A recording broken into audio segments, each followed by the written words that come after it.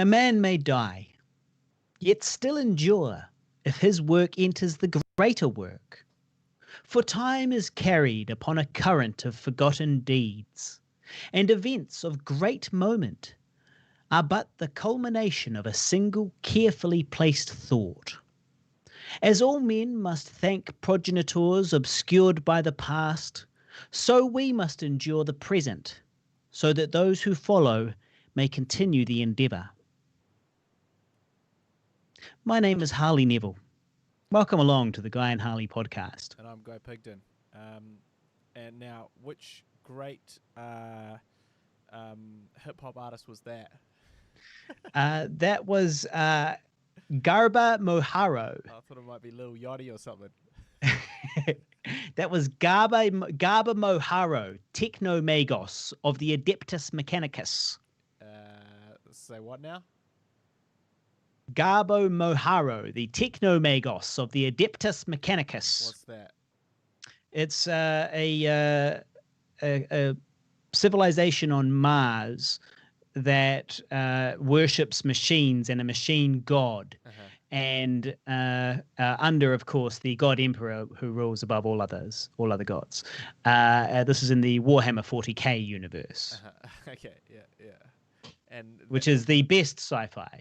That's a quote from him, is it?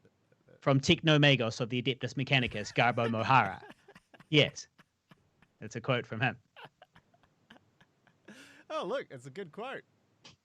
I thought so. There's nothing wrong with it. There's nothing wrong with it at all. I thought it was just solid. Oh, I agree. I thought it was a good quote. It resonated me many moons ago when I read it as a boy. Yeah. And when was the last time you read a Warhammer book? Ooh, quite a while now, to be fair. Probably 5 years or more. Yeah, I'm more into war. Yeah, war never changes. Yeah, so it's all World War II for me at the moment. I get up, I have my breakfast, I've got a World War II doco going. I just enjoy sitting back, eating, learning about it all. Eastern Front, a lot of interesting stuff out there. You can really get into the nitty gritty. I'll tell you, I've got a good handle on most things, how it all went down. Yeah. Still lots to learn though. Of course, there's always something to learn. Whether that be about filmmaking or World War II, there's always something to learn. So welcome along to the show. Apologise for missing last week. We were quite busy. Well, really, you were busy. I wasn't busy. I had nothing going on. I said, "Are you ready for the podcast?" And you go, "Oh, damn! I didn't realise it was Thursday." Yeah. And then. Yeah, I did. I did do that. I was just listening to your audio to see if you were kind of quiet on the live stream. Maybe, right. maybe the listeners can tune in. I can turn it up a little bit if need be. Yeah, maybe. I think I sound good. Maybe you need could to be go a little bit quiet there. Just, good. Cool. So we didn't make it last week. But now we Yes. have returned. So why were you so busy? Well, it's a busy time of year because we're coming out of level 2 here tonight at midnight in New Zealand. We're coming out of level 2. COVID went and did a big level 2 on Auckland, and we've all had to struggle through it. And we're finally, the light is at the end of the tunnel. It's a few hours away, 4 hours away. We're going to stay live for the whole 4 hours. We're going to count down until 11:59 p.m. on Wednesday like night, New Year's. and then like New Year's, yeah. We're going to live stream right through people. COVID free. And so that's the night. So it's busy times. And then I was also voting as well. That's very, very important. I've been doing some voting, and we can talk about that in a little bit too. But the main thing I was doing was I was working for the film festival that I work for, and I'm the event manager, and it went really well, and there was a lot of really big events, and it was a resounding success, I must say. Yep, all dressed up, everything went very smoothly. All dressed to the nines for that festival, looking like garbage for the older premiere. Actually, maybe it's in the difference in the amount I'm getting paid, or should I put it the fact that I'm getting paid? Oh, I guess that could be a factor, but shouldn't be. But no, I was not really in a good place leading up to the premiere anyway. There's just too many stresses in my life at that time, and so What's changed? Well, I've just been busy now. That's the thing. So now work's picking up. I'm super busy with the film festival, so that kind of keeps you a bit more occupied. But the thing is, I was busy then as well. I had lots of prep to do. I guess it was more like I had the more weight of knowing this thing was coming and worried about what I hadn't prepared and all that stuff as well. And then older got postponed, 4 times, so that it was the weekend before the film festival. And the film festival is an annual, a collection of annual events in October. So it was like there's heaps of work to be done, and then Older gets postponed 4 times because of COVID, and it ends up being the weekend before, and I'm all spent by then. It was quite a good premiere though, the Older premiere. I had a lot of fun. So yeah, we should sort of, because we haven't talked about that, but we did have the Older premiere, premiere that had been postponed for an entire lockdown, essentially. Shout out to Sam Wheeler, who was there in the crowd. Sifty One-Sixty listener. Yep. He was there. Paul Sisson or Sisson. Shout out. Sam was there, and he was dressed in his Sunday best as well, which was cool to see. So yeah, we did that. It was the completion of a journey. Well, sort of many years, and we were finally there. We were finally there, sitting in front of the audience, and they did not hate it. No, they liked that. They definitely did not hate it, is a lot of people come up to me and said that I must be really proud. Yeah, and that it looked like a lot of hard work. Well, it looked like you put a lot of effort into it. Yeah, it looked like you you'd really put a lot of effort into it. Yeah. I was reading an interview with a director, one of the creators of Game of Thrones, and his thing. He said that you can tell how much people hate it by how high they go up when they say, "Yeah, it was good." Yes. Yeah, it was good. Yeah, it was good. Yeah, that's how it you was can. Really good. Yeah. So we thought it was fucking great. Yeah. No, I think it's specifically the word "good." Well, great. Yeah, look, I think it did go well. It was great to get some feedback. It was cool to watch it with a bunch of people. And it was a bit of a... I think it's... The thing about these premieres is you're like, it's cool. It's awesome. Please, and it's great to have all the sort of, get that feedback and all that sort of thing. But there's also, I guess what you imagine is not having to do, you were frantically trying to set up the microphone to talk to the whole audience, plugging things in and off and turning things in and off because... And then you cranked something up and it went... And I turned something too loud. I went on the thing, and everyone was like, it works! Probably they thought it was me. And then obviously I went before the premiere to set up the lights and the camera and the banner, because none of that, we are self-distributing and we don't have a distributor that does all those things. So those behind the scenes things that because you imagine a premiere, you walk along the red carpet, you're in your suit, the waving to the camera, the cameraman that you did not pay for because it's press that came to your screening, not the photographer that you paid to be there, and the bright lights are flashing, the adoration of the fans.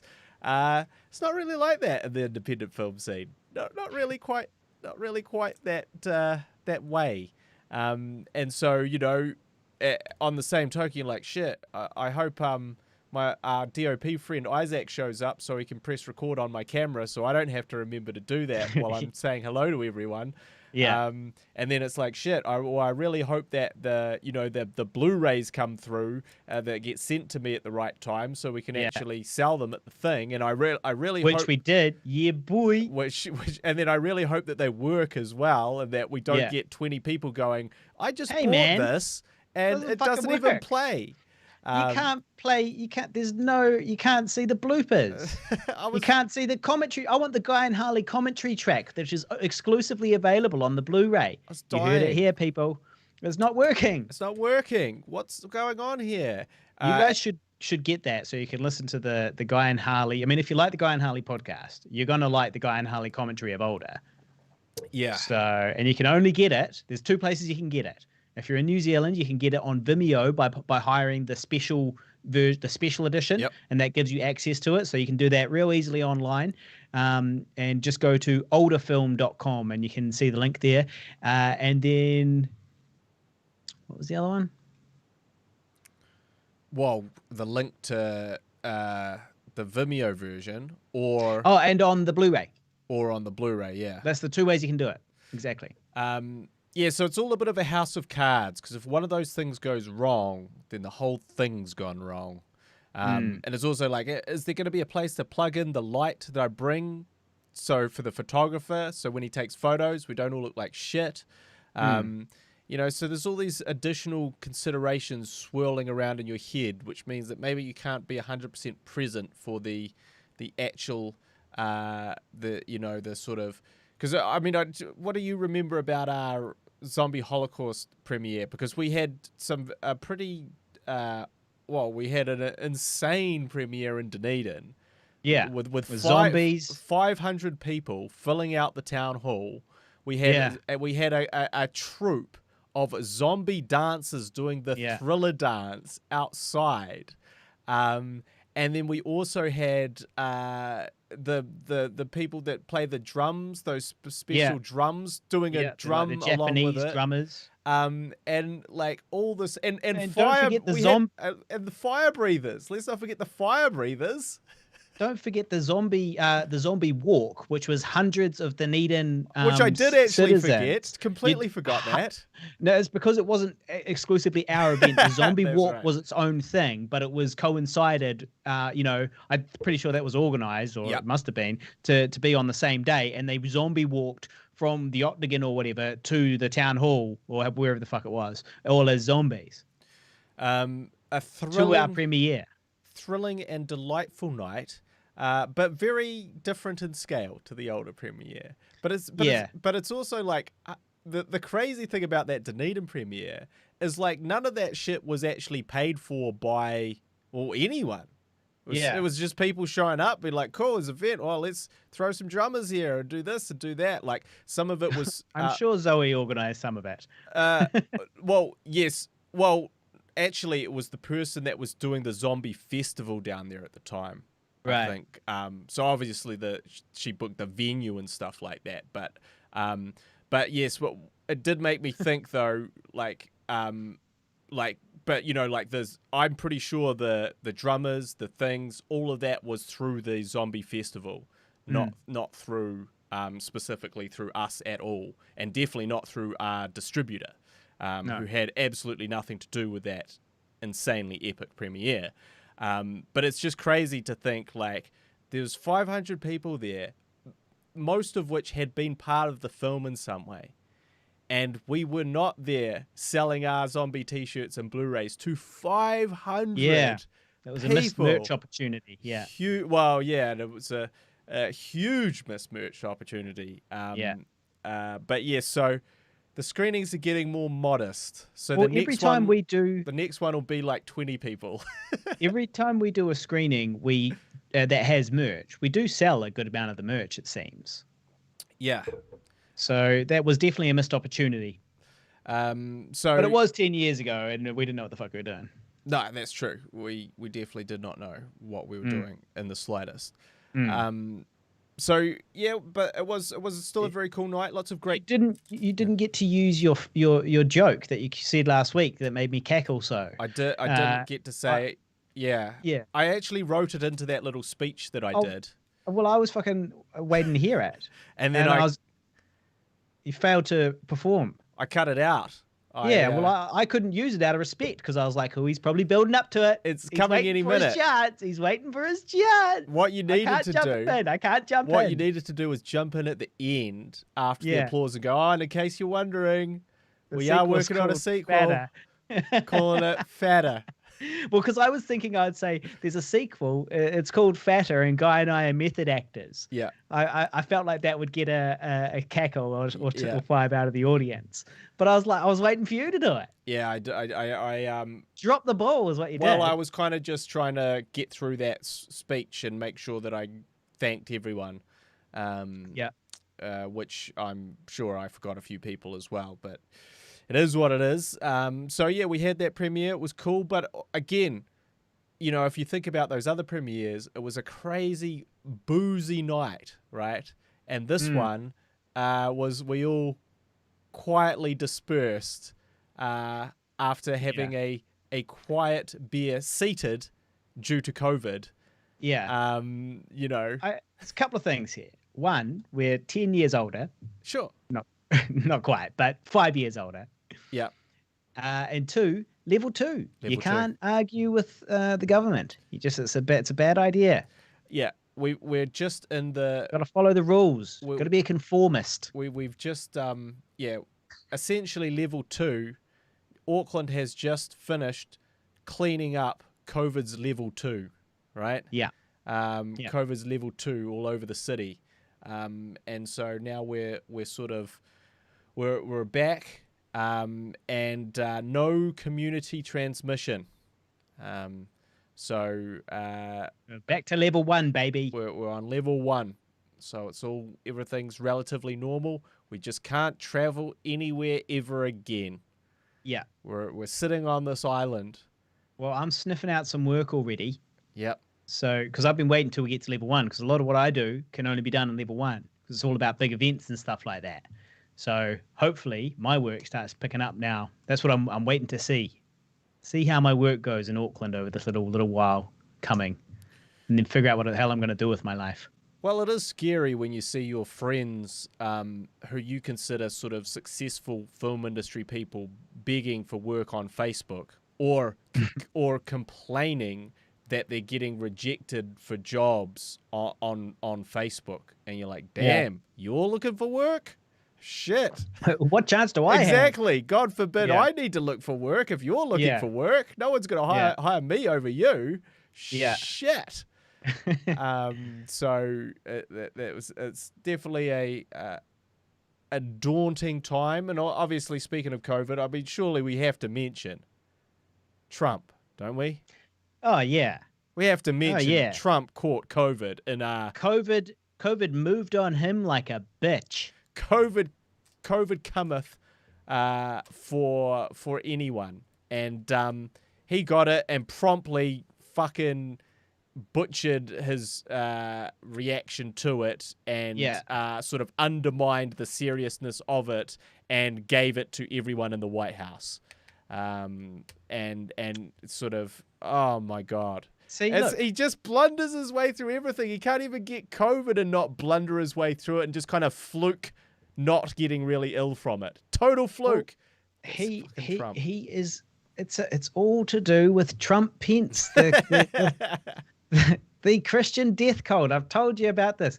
He's deliberately spreading COVID because he knows he's the bringer of death. He's one of these, the riders of the fucking apocalypse who believe that they've got to bring about the end of days in order to usher in the second coming of Christ. And it's all, Mike Pence is obviously a central figure in it, and Trump's a puppet in it all. And so they get this buffoon and they convince him that it's not really real and all of that type of thing. And you send him on out there, and he probably kind of knows that it is real. But anyway, you put him out there, make him dance, and spread it all around, and then all of his followers all start doing it too. Yeah, they're hurrying the apocalypse. Guy. Well, it's Trump. The end will be heralded by Trump Pence. Yeah, I was so disappointed. Because this is the thing is now we've had two of the most, the major politicians in the world get it. The leaders essentially of two of the, biggest countries get it. And yet their handling of it is not been good, and No. it's like, obviously Boris Johnson got it really badly, at least for a period of time. And now Trump looks like to have it mildly. How could it just be mild? He's like, he's an old fat man. Yeah, like yeah. it should be putting him on death's fucking door.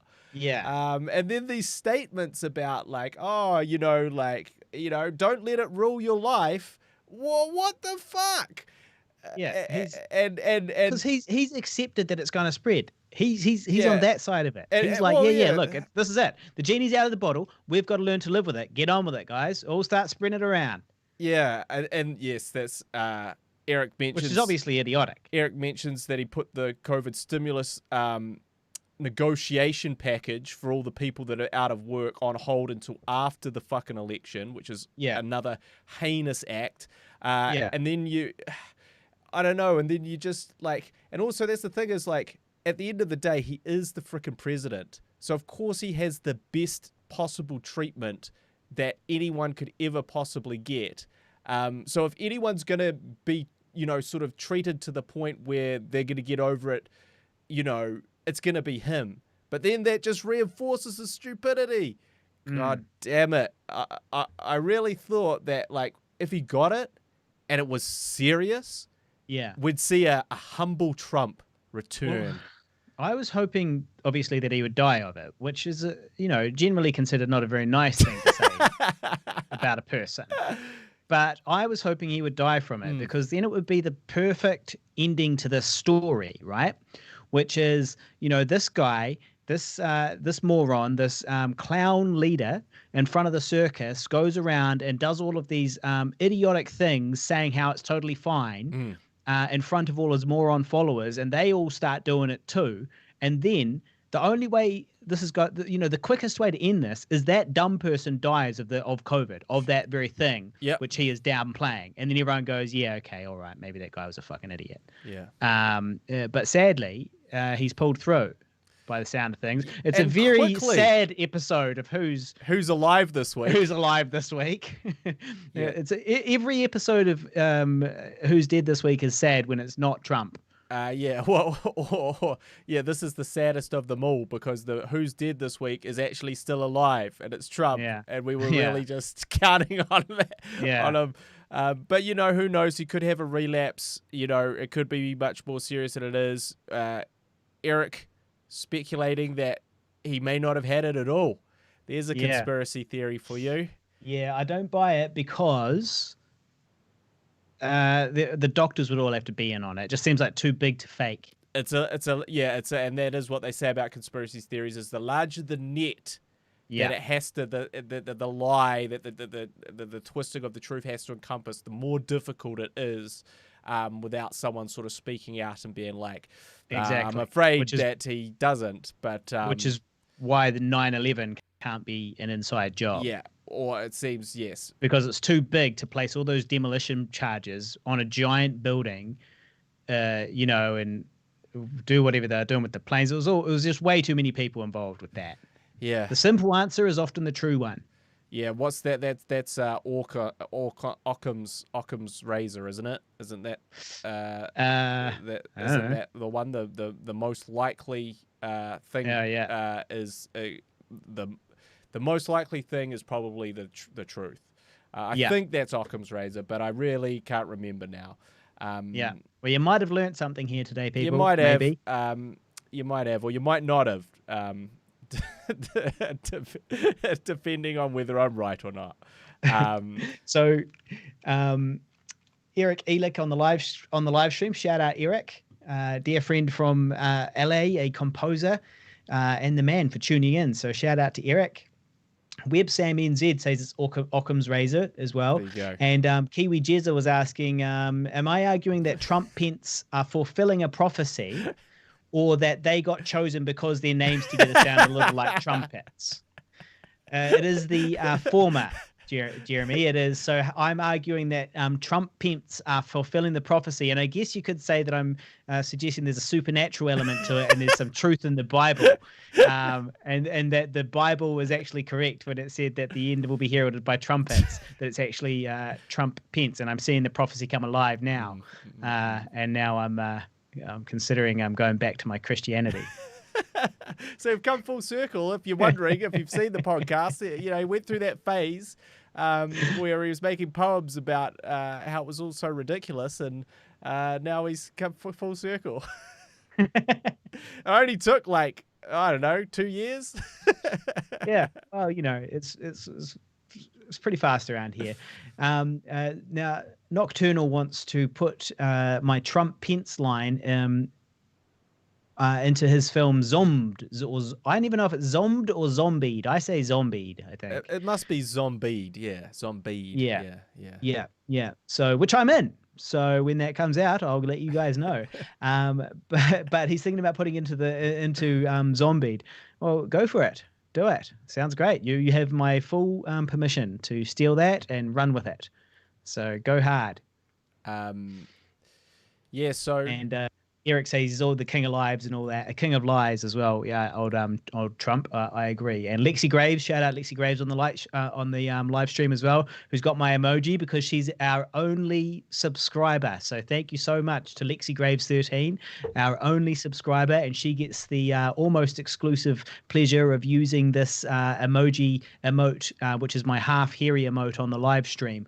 And the only other person I know that can do that is Kiwi Jezza, because if you spend enough time watching our channel, you accrue points, and you can do things with those points. And one of the things you can do is use our emote, which is my half hairy face. So that's how you can do that. If you're interested, by the way. Yeah. So go on. No, that was it, really. I was just going to change topics, talk about voting. Well, yeah, so you voted. So there's a few... Not really changing topics. Yeah. Jezza says that he's going to burn his Gravity t-shirt now. After... Shout out to Kiwi Jezza. I thought it was because he said the other week that it was because you get them from having enough points. And it was my face, but it had a hat on it or some sunglasses. It had some sunglasses on it. And I was like, I don't remember making that. So I assumed it was something they gave him or something. But you have voted, so there's a couple of... So shout out to Kiwi Jezza for being a subscriber, by the way. I'm talking about subscribe on Twitch, which is where you get paid like $4 a month or something. Yep. So you voted, Harley, and there were some key things to vote on. So obviously we've got the obviously who we're voting in, like what political party is going to be voted in, and it's MMP, mixed member proportional over here, which means that generally speaking we actually get a little bit of a bunch of different parties with one majority that sort of combines with another party to make up the over half that needs to be to put them into power. So you voted, but there was 2 referendum issues that we have to vote on here in New Zealand as well. Yes. Which one? What are they? So we've got the Cannabis Referendum as to whether or not cannabis should be legalized for recreational use. As in, you can go and buy it, and you're not going to be criminalized for it. You can smoke it. You can't smoke it at work. You can't smoke while you're driving. You can't. It's the same as alcohol. It's got the similar restrictions to alcohol. They can't sell it in places that sell alcohol, so you can't go to the bar, get shit-faced, and buy a big marijuana cigarette, and then smoke it, and then get greened out. And you're not. I don't think we'll be able to smoke it just generally around in the public, same as alcohol. And I don't know, but I don't know if there'll be like cannabis cafes. I don't know if that's quite the same thing. I don't know if we're that far along, but anyway, so that's that one. And then the other one is the end of life one, obviously, which is about euthanasia and voting to see whether or not people can choose to have their life ended early if they're within the last sort of X amount of weeks of their life and they're in the terminal condition and they're in pain and there's no way out of it, and the only answer is death, and those people should be able to choose if they would like to get a nice injection or whatever they do and go to sleep. And so that is the other thing that people are voting on. GTS, go to sleep. A nice little GTS.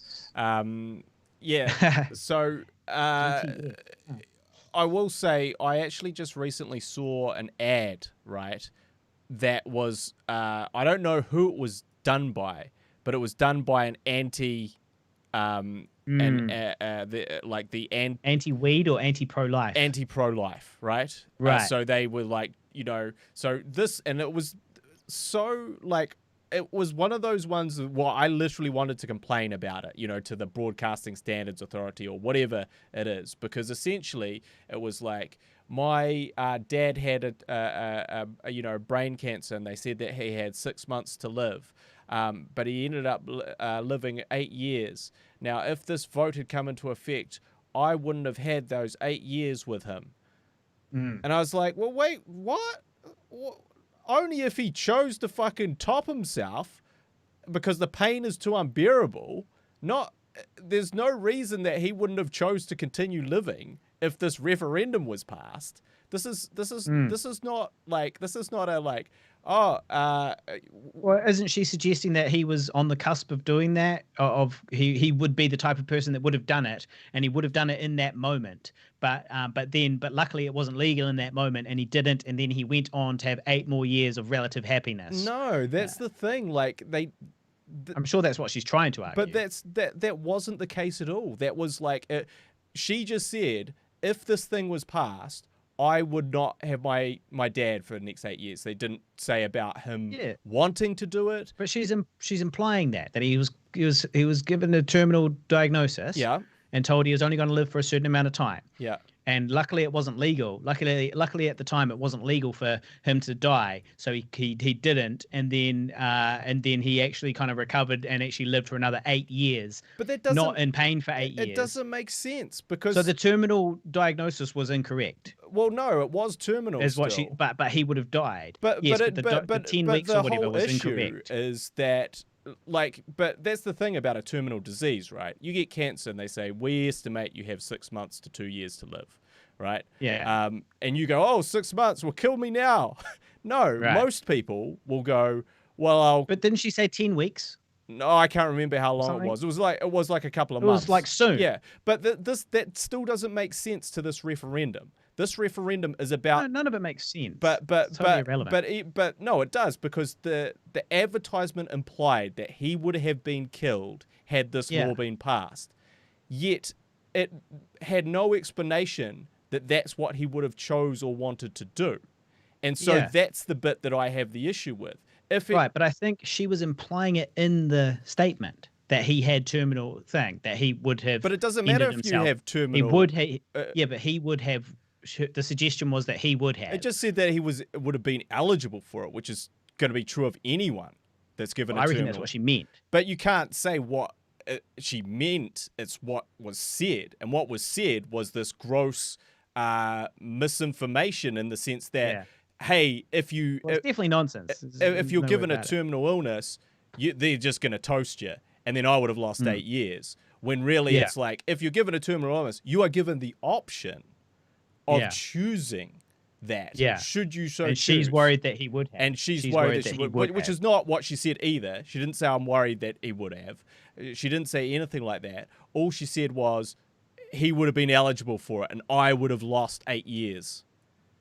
Which is just like nonsense, obviously. Well, but here's who what you do on paid for Facebook, that? Right? Flag it. Okay, I think it's the bloody. I can't remember which. Some of these ads are funded by overseas, backers. Like for example, that the Say Nope to Dope campaign. Yeah, is got backers in like the Christian evangelical American background who don't want the legalization of weed. And obviously you destabilize it in other countries too. That's why it's illegal here. They started the war on drug in America, and now over here we can't smoke a fucking doobie. It's outrageous. And so, they try to stop it from happening, from going back. Yeah, well, I was just appalled at this ad because I was like, it's misinformation. All of this is wrong. All of this is incorrect, and all of this is kind of falsifying a concept because, had you watched that and not really understood it, you'd be like, oh, shit. They just kill people. They just kill anyone who's terminal. Yeah. Shit. Well, I don't want that. No. Yeah. You know, she was like, what? But that's the thing. It's just misinformation. That's all it is. It's like literal half-truths Yeah. and lies. And it's like, the doctor got it wrong. And it's like, well, the doctor is not choosing. And also, stop giving me this dumbass fucking anecdotal evidence. Who gives a shit? You know, like the doctor got it wrong once. Like, this is anecdotal evidence. This is not like, stats and science. This is just people's kind of like anecdotes. I don't care. We're not voting with emotion here, people. We're voting for science, for sensible. We're voting for the future of humanity, you morons. I love how my little window is small. It keeps going small no matter what I do. Yeah. Yeah. Well, just leave it. Having known someone who was, had a terminal disease and, was very sick and had lost quality of life to a point where making that choice would be something that would be very important to them to have that ability to do. I think that it's very important to allow people to have that choice, because, what we're essentially saying is, not like, oh yeah, just fucking kill yourself. What we're saying is, if your life is so unbearable to continue to endure the pain that you're in, and you're in a position where, you are in a terminal condition, then it is okay for you to choose not to continue to suffer. And that's, something that I think we would all want if we're in that position. It's all the people who aren't in that position that are voting, fuck, no, don't give them any choice in it. It's not anyone that's in this position. Well, it's let those with skin in the game vote yes, and let those with skin in the game decide. Yeah. That's what you got to do. What the fuck's it got to do with Bob down the road? And what do we care what Sky Daddy you believe in, Bob? And what are you telling me that your Sky Daddy says that this person can't be put out of their misery when they're at the very end of their life and want to die peacefully, surrounded by loved ones, not in pain? What's it got to do with your imaginary fucking Sky Daddy, Bob, down the road? Shut up and vote yes. You seem to be leaning back towards the anti-religion. Yeah, well, I'm not big on it. I mean, but I do like the idea of a prophecy. Come full circle earlier with your I conspiracy. do like the idea of a prophecy. I do like the idea of a prophecy as well. A Trump-Pence prophecy just fits nicely with my narrative. So those are the two things to vote on. So I'm voting yes and yes as well, which I obviously imagine you did. I already voted yes. And having known someone who's been a victim of prohibition, I can having first-hand experience. You can speak about it. The cannabis referendum. Obviously I voted yes because it's ridiculous. Recently, I was one of the last victims of prohibition for them finding. They tested my THC to see if there's any piss in it, and they found some, unfortunately, and so it was from 2 weeks prior. And so, but let's set the scene here. I'm a high functioning, in demand freelance professional here. I get a job down south. And on the same day that I received 2 emails. I received 2 emails that day, right? One of them said, you're an in-demand professional and we can't find someone, that does what you do in the entire nation of Japan. That's 126 million people, right? So it would be an honor, Mr. Neville, if we could fly you halfway around the globe, something which has been impossible for 99.9% of all humans that have ever existed, so that you might create the art, Harley, that only you can. You might speak your truth for us here in Japan. Exactly. And they said, Harley, if you accept this contract, we'll fly you across there to go and work on the largest sporting event in the history of humanity, the Olympics. Yeah. And the other email I received was from a different employer that said because I had smoked a small amount of marijuana 2 weeks before they offered me a job, that the job was no longer mine, even though everything was all done. It was all ready to go, right? And this was a 10-hour-a-week job in my hometown. So, yeah, I was a little bit of frustrated about that. But here's the thing, right? Weed can be tested in your blood and your saliva for like a few hours or a much shorter amount of time. but it can't be tested in your, but it can be tested in your urine for potentially months, right? Yeah. But here's the thing. My urine doesn't flow through my head. So why is it relevant? Right? So scientifically, I'm not sure. The intoxicating effects from weed are temporary, okay? Just like drinking a glass of wine. Right. So if someone drinks, if weed gets passed, the legalization gets passed, right? You can't so sort of go, oh, like did you drink a glass of wine when you got home from work? You know, using a mild intoxicant to relax in the privacy of your own home while you get your homework done. Yes. Well, so weed. The difference is you can test for weed for much longer. That's the only way. That's the only difference. So you can discriminate against the people that partake. Yeah, urine does not pass through your head, but No. you do talk a lot of shit. Yes, well, that's right. So yeah. But the update on that is I definitely did not have that job. So a little update. You did, because you really persevered with that for quite a while. Yeah, I did. You really couldn't let that go. I was like, obviously we're going to find a way around this. I was like, the whole thing was just so ridiculous to me. I was like, so let me get this straight. Because I smoked some weed 2 weeks prior to doing the test, and it showed up in my pass. I can't do the job. And they're like, yeah. And I was like, but you know that the intoxication from weed is like temporary, right? You know, like this is not a permanent thing. Just being able to test for it is not the same, you know? Like, yeah, it doesn't matter. And obviously the answer is they've got to tick boxes. But I really thought I'd just be able to, that someone would be like, oh yeah, we'll sweep that under the rug. I mean, it's literally the year 2020 and the referendum is next month. So obviously we're just going to sweep that under the rug, you know, because, you know, otherwise I'm a good candidate. So yeah, I didn't really expect that to go that way. So I continued pursuing some avenues to try and negotiate my way, you know, into the position. But sadly, it was all for naught. Yeah. They publicly advertised that.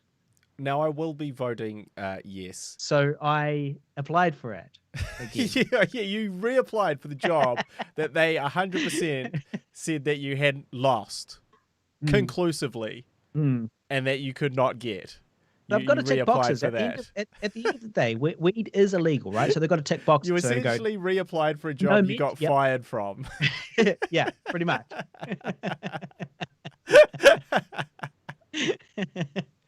Well, you know, I'm the best candidate for the job. Who's these new applicants we've got to replace Harley? Oh, it's fucking Harley.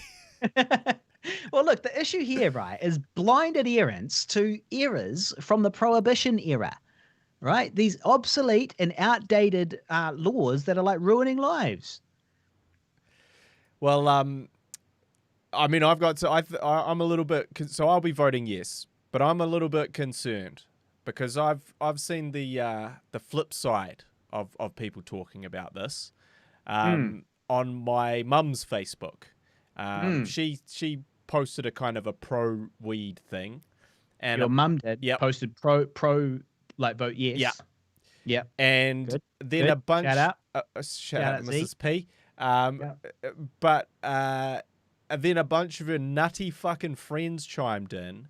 It was like, you're crazy. It'll be the world gone mad. Or you want reefer madness. You want all the teens all stoned. I know someone in a mental institution because of weed. And it's like, you know what? You probably do know someone in a mental institution because of weed. Just like you know someone who's dead because of alcohol. You know, the reality is these are all to some degree vices, and how you use them will affect how they affect you, you know, and if you use something in moderation and you're smart about it and you have an ability to regulate yourself, you're probably not going to wind up in a mental institution. Now, obviously you're also talking about an extreme, just like the person that drunk himself to death is an extreme of the alcoholic, which is legal. So but it's all fucking stupid. Like that's all kind of crazy. I know people that have kind of weed has ruined their lives, no doubt about it. But is it really weed that's ruined their life, or is it their predisposition and their attitude? The cocktail of yes, exactly, their life story, exactly, the cocktail of their life story. So you can't just go, oh, it's the weed that that did it, and also it's like, that was the trigger for them, but it could have also been any other number of different types of things that were the trigger for them. For me, it's So anyway, but what was disturbing was to see all these comments, right, being so anti. And being also so, I guess, old school, perception of what smoking weed is, right? But those are the voters, right? Those are our, because they've been enrolled for years. Yeah, those are our sort of key voters, and the boomers. And can we really rely on people, not so much us, but people younger than us? To get to those fucking stoners to get off their ass and get out of the house and wake up before 4 p.m. to go down to the voting station and fill in a form. I'm not sure. So I feel like you're perpetuating an unhealthy stereotype about stoners. And I'd just like to point out that out of you and me, it would have to be said that probably I was the stoner. Yeah. And yet, which one of us has voted? That's true. But like I said, I'm not talking about our generation. It's me. I'm talking about those fucking slackers. The generational thing. I'm talking about those delinquent kids. Those jobless delinquent kids on the dole at the moment, Harley. That's who I'm talking about. You can't. We don't do that. We don't punch down. Generational biases only go up. So we only say bad things about the boomers, but we don't say bad things about the next generation. We prop them up and help them. Well, obviously, we go. You motherfuckers, as we shake their fist over our shoulder at the boomers, and we then lift up and nurture this next generation. Those stupid winners who are going to inherit this dystopian hellhole, or possibly post-apocalyptic stoner potheads that are going to inhabit this hellhole, inherit it. They'll all be in bed all day, so they'll be fine. So obviously I'm being facetious, but what the important part is that they do vote, or we are going to have some real problems with this thing, I think. Referendum. Yeah, but this was eye-opening for me, because I was like, wait, there's people like this? Yeah. Well, it was like my experience with this job. I was like, what? There's someone who's going to actually give a shit about this? I was like, what world are we living in here? Well, I mean, but obviously I'm just too far left. I'm in my bubble. Yeah, I'm in my bubble of like lefty. In your bubble. I'm a fucking artist, for crying out loud. Yeah. So I'm gonna vote, and we'll hopefully sway. But look, you could wind up in a mental institution, Harley. I know people. All right? Oh, mate, I know I'm ending up in a fucking mental institution. I'm halfway there. It's this show is documenting my descent into decrepitude. Yeah. Decrepitude. Yeah. Decrepitude. So yes. See, it's happening already. So yeah, for me, it's not about the damage anyway. To be honest, with weed, it's nothing to do with the damage. It's not like, like the thing is bad and when abused and when done too much, right? Yeah. But it's not really about the damage, because the fact is that the damage, whatever damage you're talking about, is already out there, but it's also getting made much, much, much worse by prohibition.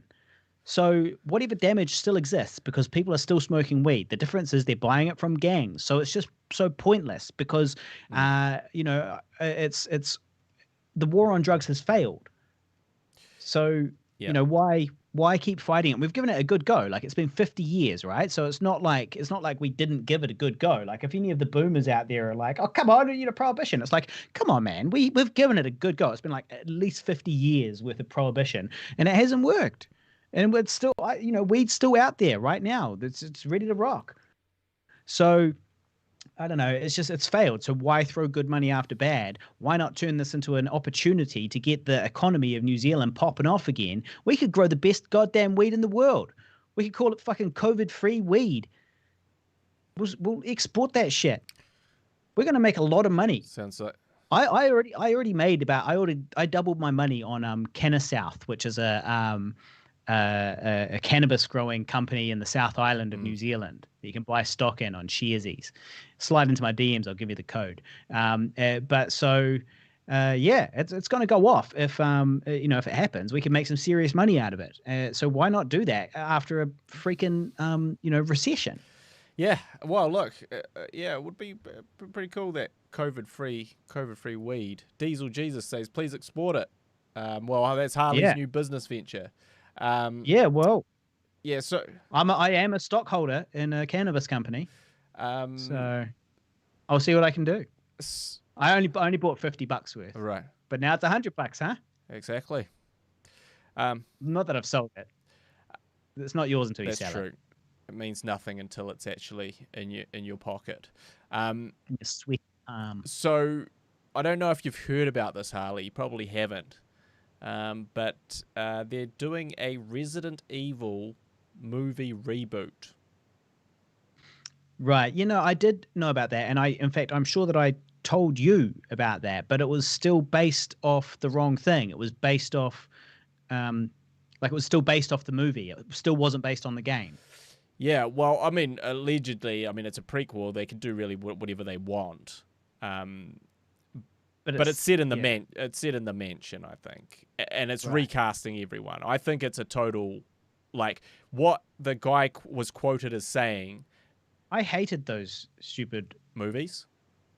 Yeah, Resident Evil movies. All they were why was she jumping around like a ninja and she was all superhuman, and it was like, what is this? She turned it into a superhero movie, but it was never about superheroes. The game is not about superheroes. It's about a group of cops that go into a dangerous zombie infested mansion. Yeah. Who's this ninja, and why has she got superpowers, and why can she make dead birds and shit fall out of the sky? And why can't she remember her life? Yeah.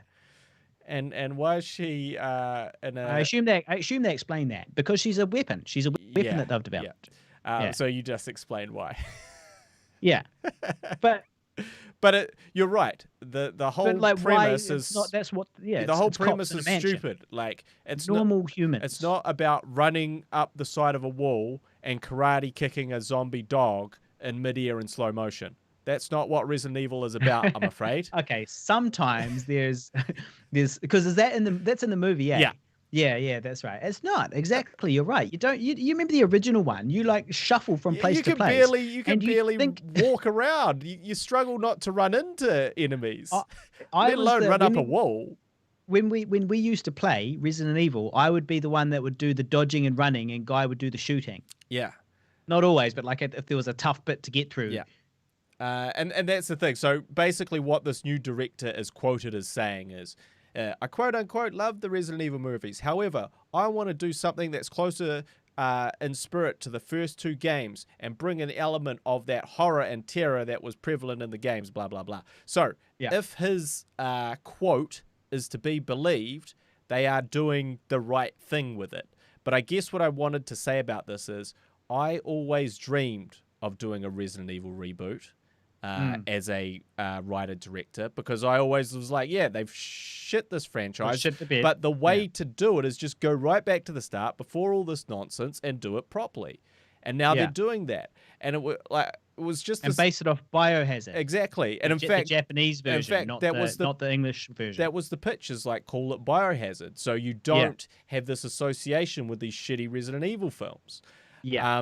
So that was my one of my whole things, and then now they're doing it. But guess what? It's got nothing to do with me, and I'm not in the conversation to direct that. No.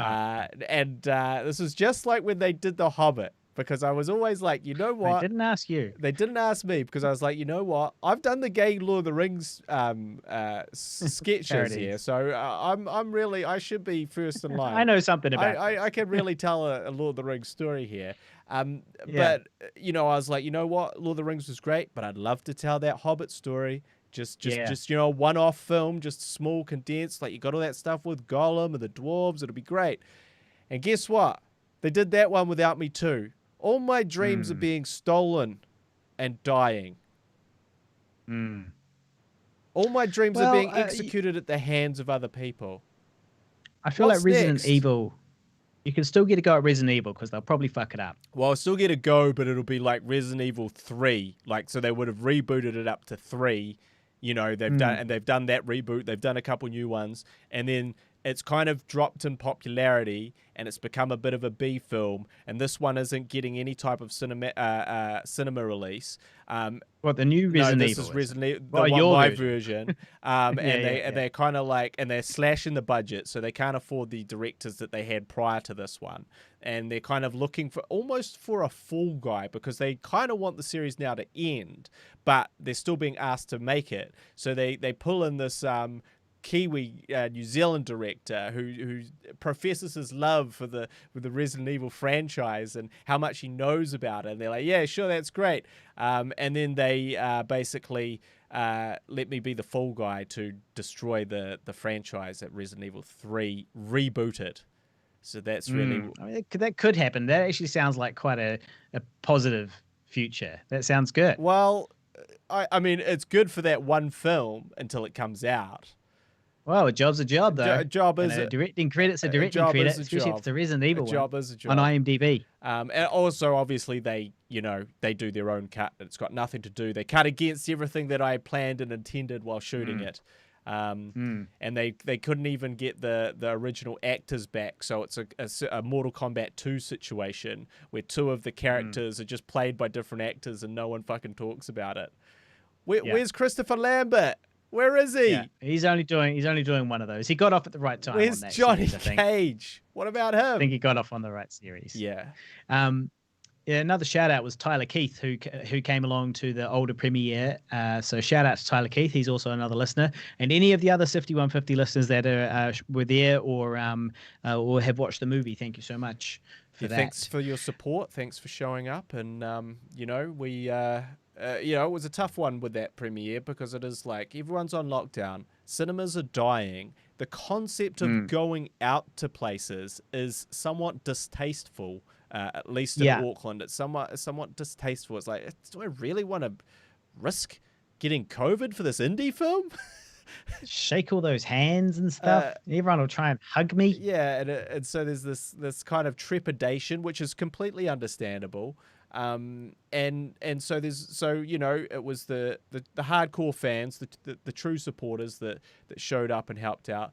Well, I think being postponed 4 times because of COVID was quite devastating. It was definitely not a help.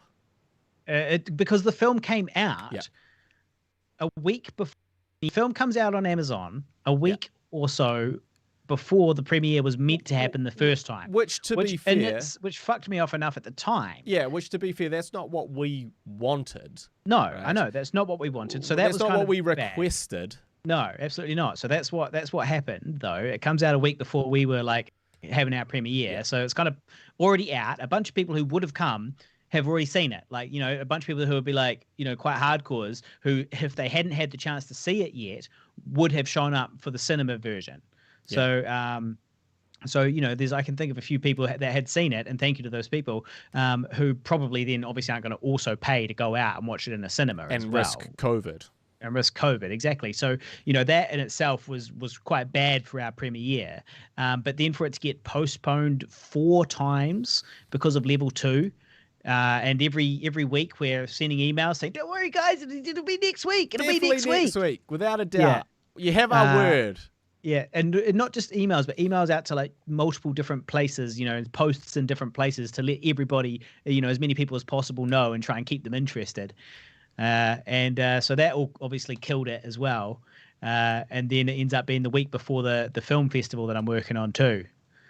Yeah, speaking of film festivals, Older is going to be playing at another film festival, the Franklin Film Festival, and we will be doing a Q&A there as well. And I won't be. Won't you? You're not going to be there? Sadly. No, well, I've got another event that night for the film festival. Damn. Yeah, and it's just an online event. It's a Zoom interview Right. with a bunch of judges from around the world, Yeah. giving advice about like how to get your film into film festivals and that type of thing, and sort of tips from film festival directors from around the world. And basically, as far as I'm aware, it's me that's interviewing them, and I'm running a live stream and interviewing them as far as I'm aware. So I might not be doing that premiere, sadly. Shit. Yeah. So you never know. Maybe I can get out of the presenting part of it. Yeah. Well. Yeah. Yeah. I guess it'll be the Q&A will be the main thing. Yeah. Afterwards. Well, no, it doesn't work because the event, for the event I'm doing is at 8, and our screening is at 6, an hour away. An hour's Yep. drive, 55 minutes drive away. Just jump on the laptop there, mate. Get the old Wi-Fi cranking. Yeah. Get us Well, go. look, that'd work if it was I could do it during the movie, but well, yeah, I'd have to do it in the car on the way back or something. Yeah. But yes, so I've got an event. It's called Meet the Festivals, and it's actually available worldwide. So anybody can. Most of the events for Show Me Shorts are geo-blocked. That's the festival I work for. Are geo-blocked to New Zealand only, whereas this one, Meet the Festivals, on the same date as Older, which is what date, Guy? Put them on the spot now. I think it's the 16th. 16th of October.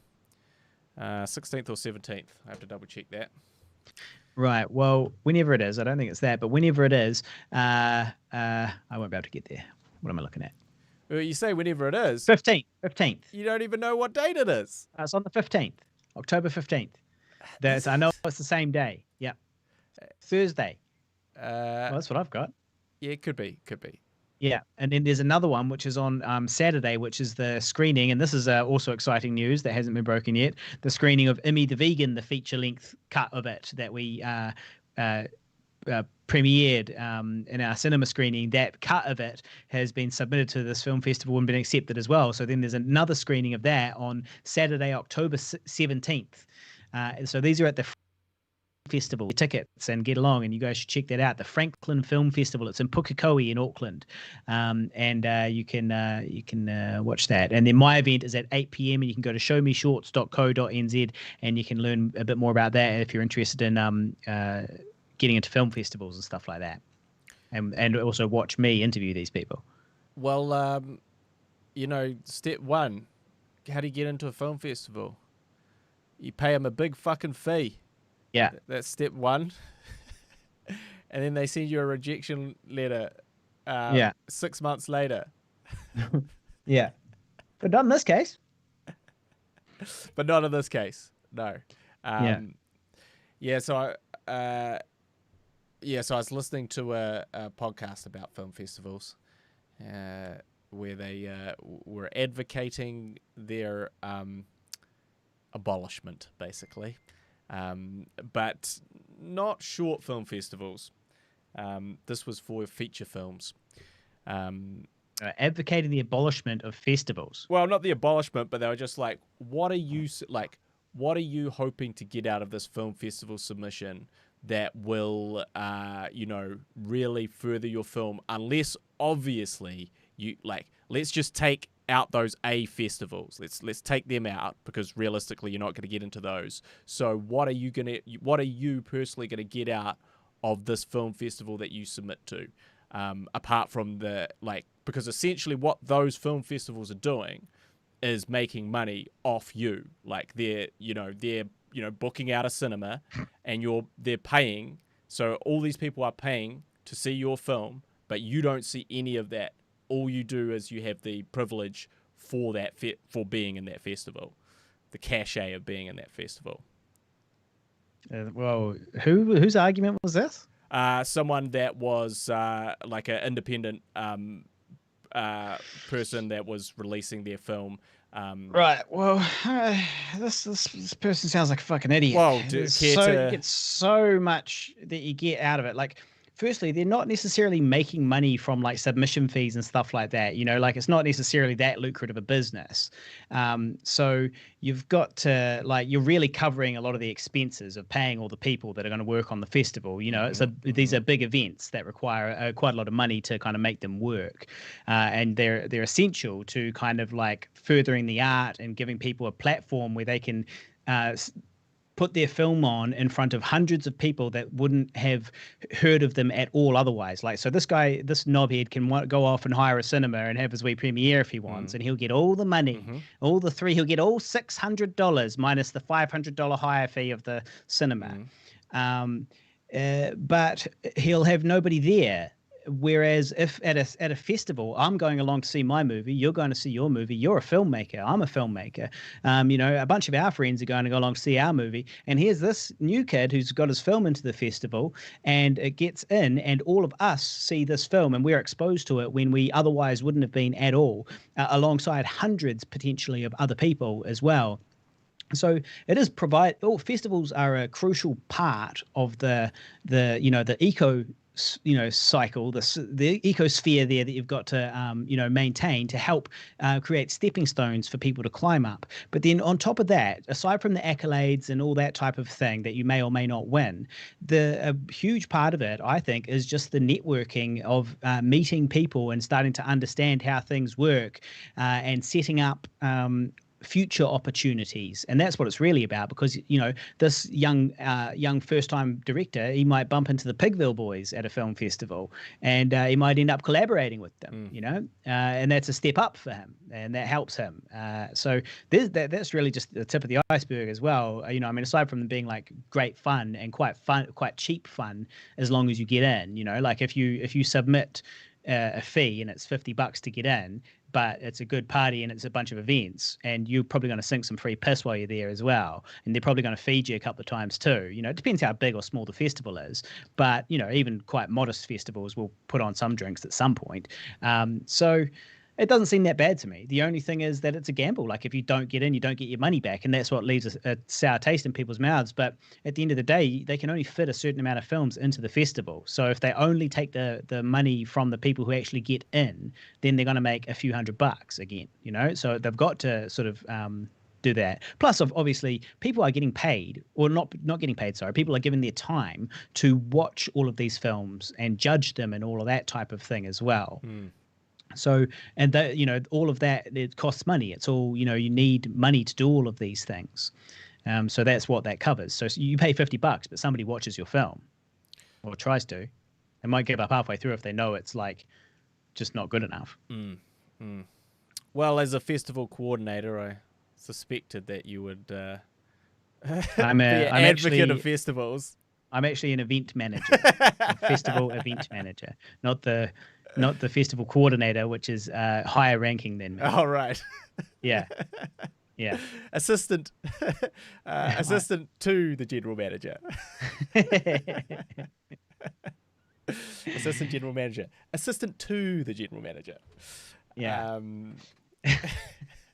Yeah. So but that's all based off. That's not actually based to do with me working at one. I mean, that's obviously influences it, and I know a bit more about how it works now. But my personal experiences of film festivals have been amazing, and like I've never really gone to one that I've had a bad time at. You sort of get treated really well, and you meet a bunch of people, and it leads on to other connections and opportunities. Like a lot of the reviewers and so on that I got to review, like No Caller ID, were reviewers that I'd met at Screenfest in LA and stuff like that. Well, speaking of festivals, a question will be whether or not we start submitting the new short film Stay at Home to festivals or not. Well, why wouldn't? You've got to. The thing is that you've created this baby, and you've got to nurture this baby. You've got to swaddle it up in a blanket. And what you're suggesting is that after putting all this time and energy into creating this baby, that you should grab it out and swing it by the umbilical cord and smash its head into the concrete. Obviously you've got to give it its chance to breathe. I'm saying I'm giving it its life in another platform. Is what I'm doing. A neglected platform. It'll be the neglected red-headed child of the film collection of yours. Well, it depends. What it comes down to is how good it is. Well, also, that's what I think. Like some films, that's the thing, right? So if we release this film on YouTube, this may give you an indication of how good we think this film is. True. It does. Plus, also there's also the money. Obviously, you do have to factor that in. But we'd still submit it to at least a couple if they've got like upcoming deadlines. Like if they're happening kind of soon. Because basically, what you don't want to do is have it drag out forever. Well, unless it's doing well, but like No Caller ID took like a year and a half or 2 years or something to finally come out on the internet, because of the festival run, and then because we got a sales deal, and then we signed a deal and put it on TVNZ on demand, so it wasn't on our YouTube channel, and so, which is another opportunity, festival related. But yes, anyway, whatever. Can't remember what I was saying.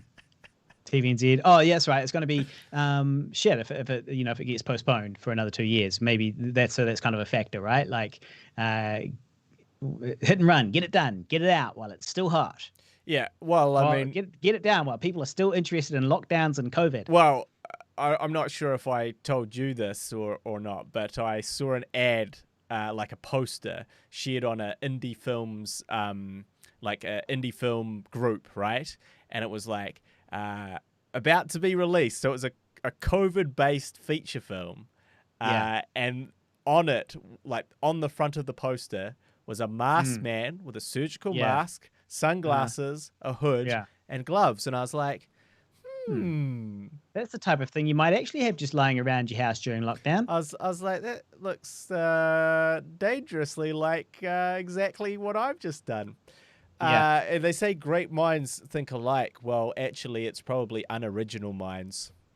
it's actually probably great minds think very uniquely about films based around COVID, and other people go, "Oh yeah, COVID man." Yeah. Well, look, that might have some merit, but I do also think it's to do with making something when you can and with what you've got. That's right. And so, sure.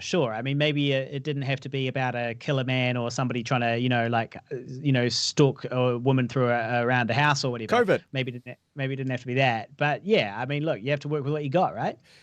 That's true, and to some degree make it interesting as well, and get on with it too as well, because you don't want to spend a year writing it. No, you got to smash it out. You got to get it done, hit and run, get it done.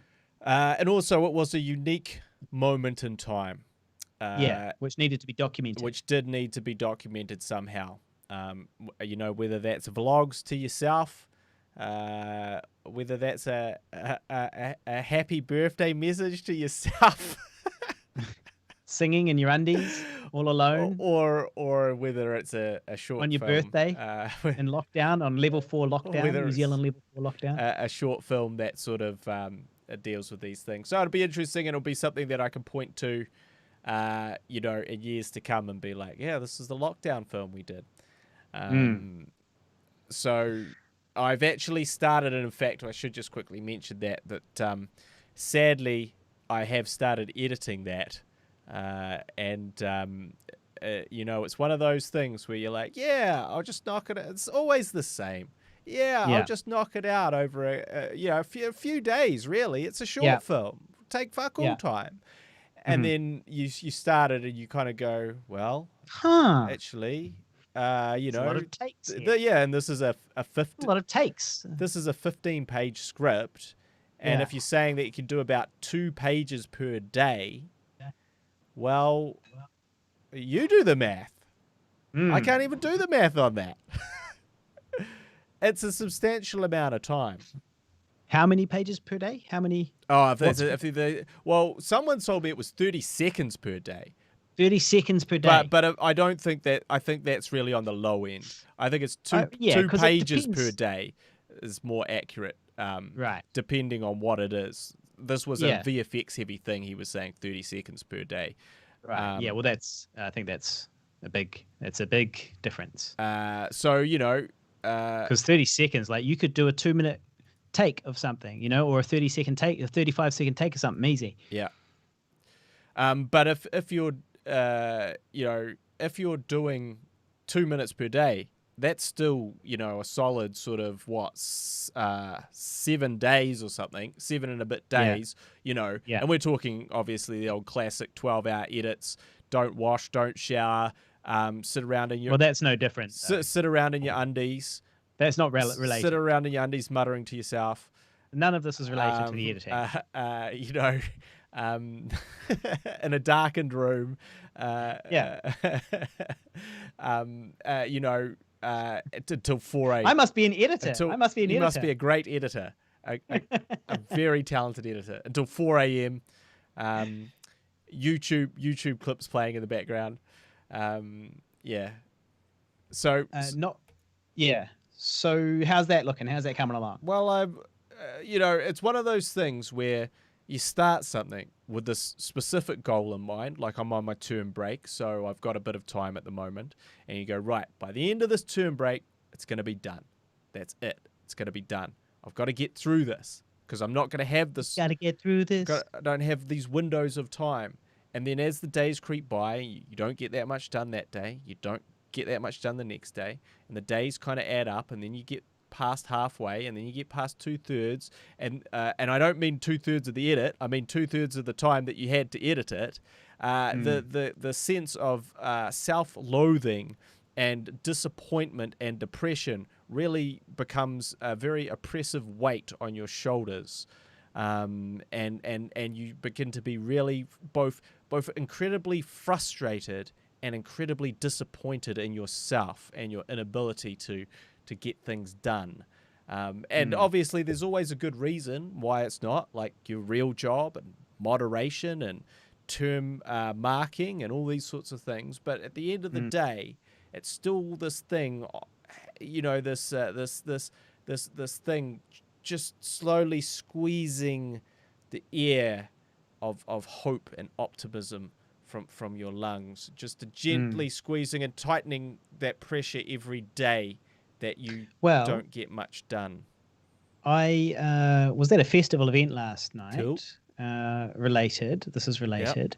And Nocturnal NZ says that he met some film commission people at a festival. It was Cannes. We said we're not going to talk about the big ones. Cannes, whatever. Not the counted. Cairns Film Festival. Cairns. Yeah. But I was at a festival event last night, and who did I meet? But an editor who is young and hungry and keen to edit some things, and she edited her film, which was in the festival, which was edited well. And so I was like, wow, this might be a lucky break, kid. This might be a lucky break. So that's another great thing about festivals is you don't know who you're going to meet that can actually actively collaborate with you, potentially. So maybe she can edit that for you. Well, we'll see how far I get by the end of this week. Hopefully I'll turn it all around. To be fair, I have been editing the most difficult scenes. Right. And also, so essentially I've been preparing the scenes with... And is that a conscious decision so that you can have more time to reflect upon the cut as you go and work on other things and then tweak them and get those difficult scenes perfect? It's more to do with the fact that those difficult scenes also happen to have visual effects in them. Now, the visual effects need to be done by get those sent someone away. else. Yeah, so Tyler, in fact... Tyler, the VFX creator. Tyler, the VFX creator. Super helpful. So I've sent him away some of those things for him to chip away at because, you know, they will take time. And while I sort of go on... Shout out, Tyler. Shout out to Tyler. I don't think he's on the live stream, which is... He'll tune in Well, later. I guess it is Wednesday. So it's not our typical day that we do it. So... No, well, I'm away tomorrow. I'm battling. Jet setting. Yeah, I'm battling through the and it really it's all to do with the fact that it's 20 years worth of editing. It's not a short film's worth of editing. That's easy. You know, a web series worth of editing. No worries. The first time you did it, the first time you did a feature film, the first time you did these things, you're like, look, it's all good, you know, because next time I won't be doing it, except the next time you are doing it. And you're doing it forever, for 20 years. And then you're like, holy shit, I've been editing for 20 years. I hate editing. And I've been editing for 20 years. But that's what I've been doing, because that's what has to be done.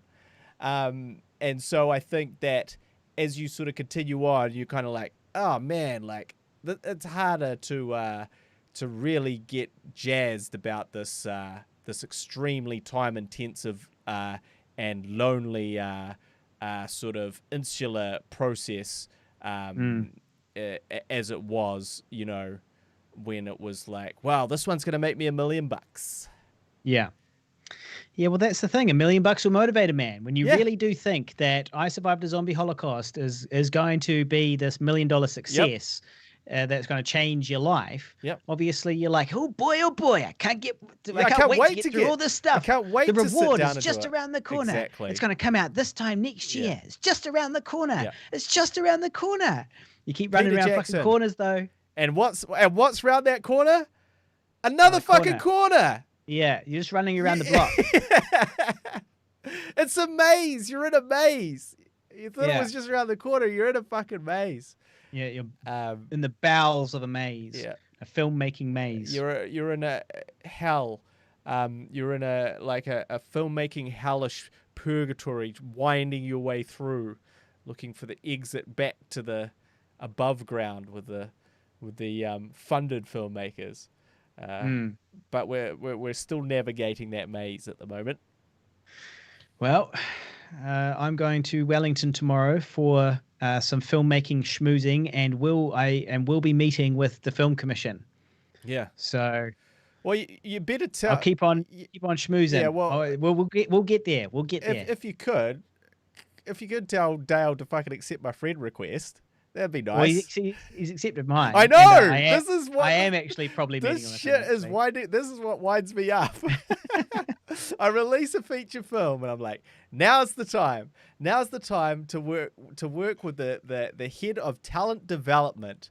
You know, to foster this. We're going to speak very kindly about foster this relationship. You know, so now I've been unobtrusive. I haven't been bothering him. You know, but now's a good time to connect, and of course that will be a good time for him.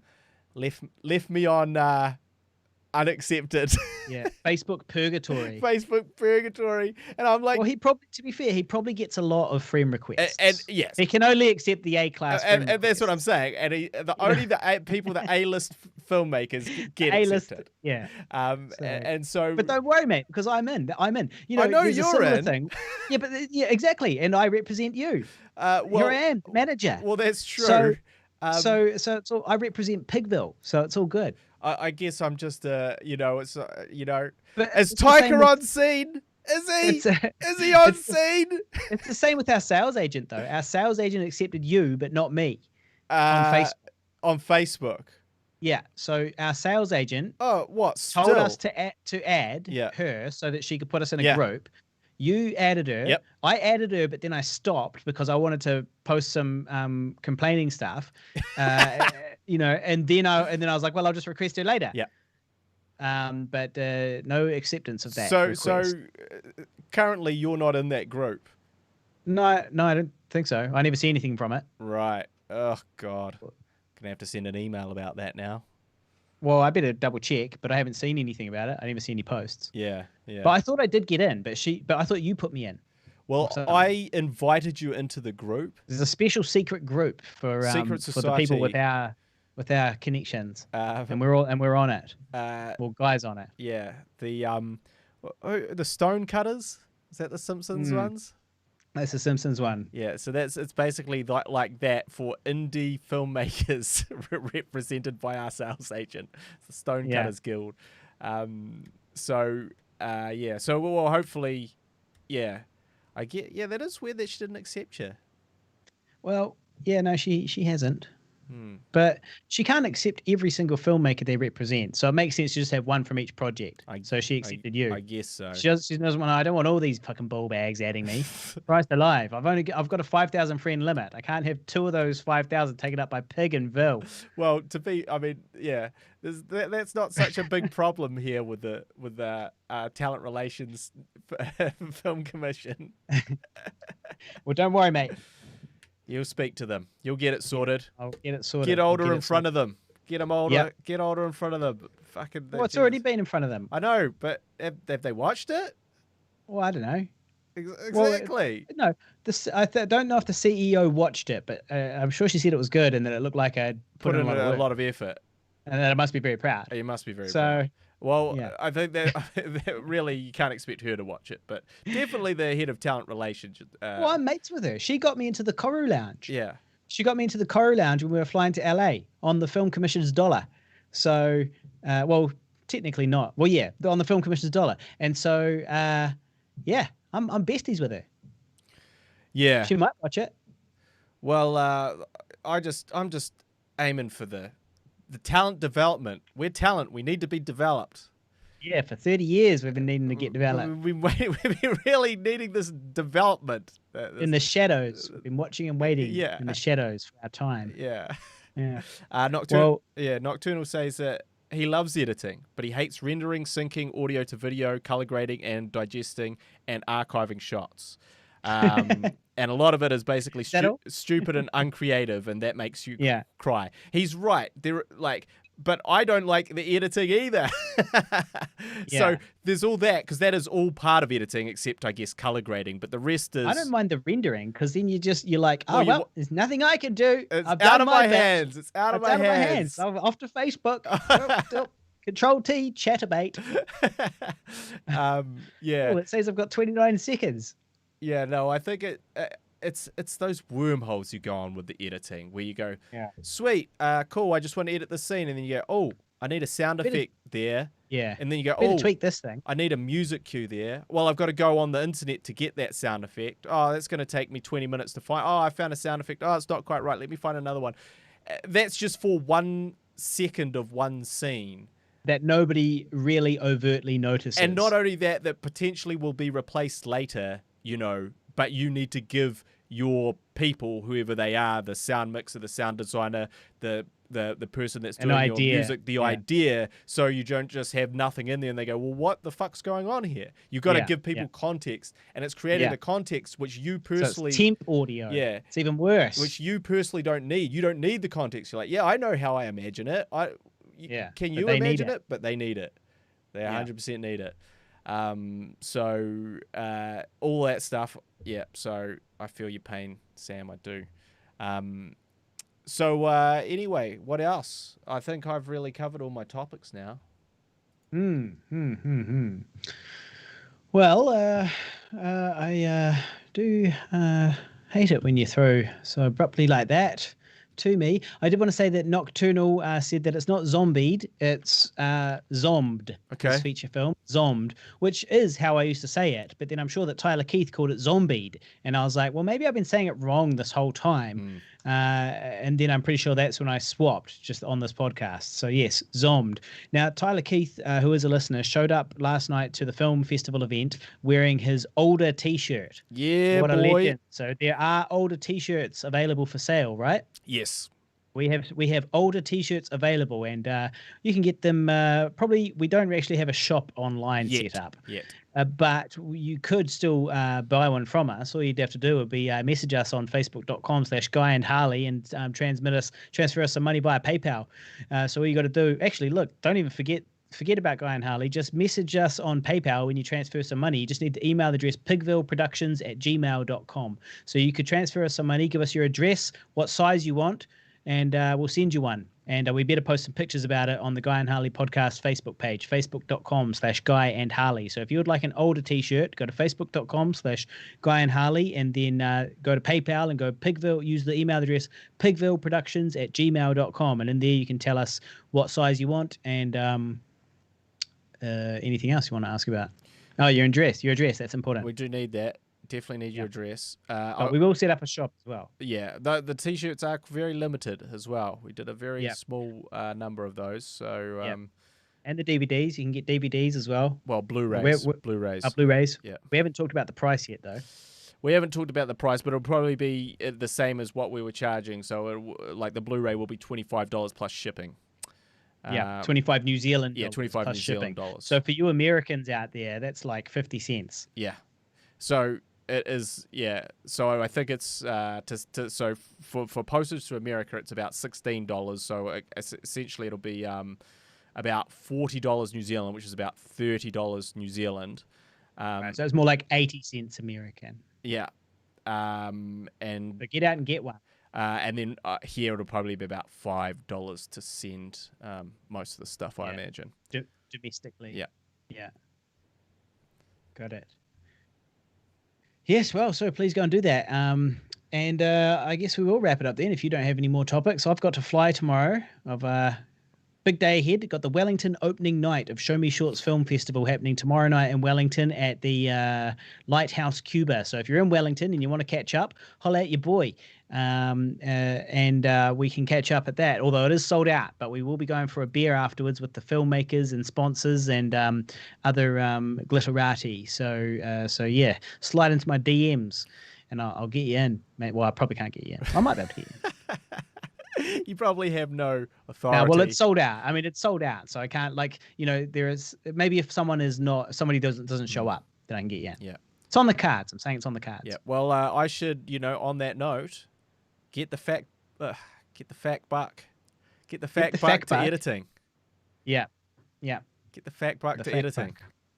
God damn it. All right.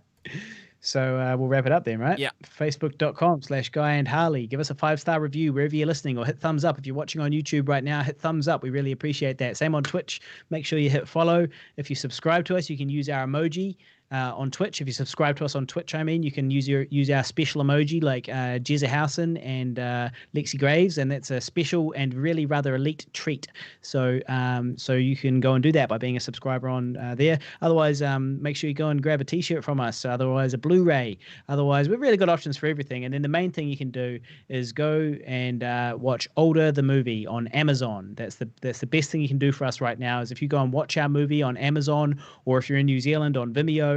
It's also on Google Play, and for those of you who are more economically aware, you can watch it on Tubi.com, which is Tubi, and it's incredibly cheap there on Tubi.com. But we do still get some ad revenue out of it, and when I say incredibly cheap, I mean really cheap. Tubi.com. Practically giving it away. Practically giving it away. That is another way you can watch it. That does support us. We just probably, I don't know how much we get from that, but the best way to support us is on Vimeo. The second best is on Amazon, then Google Play, then Tubi. And if you haven't yet, please leave a review on imdb.com or amazon.com or both. Yeah. Because that pushes up. We're nearing the magical 50 reviews on Amazon. Are we? That's when we go viral, according to the algorithm. Well, it might be 100, but 50 is the first one, and then 100's the next one, and then before you know it, it's at 700, and it's $20,000 per quarter. Yes, nice. So got to build it up. Yeah. It's just a matter of time.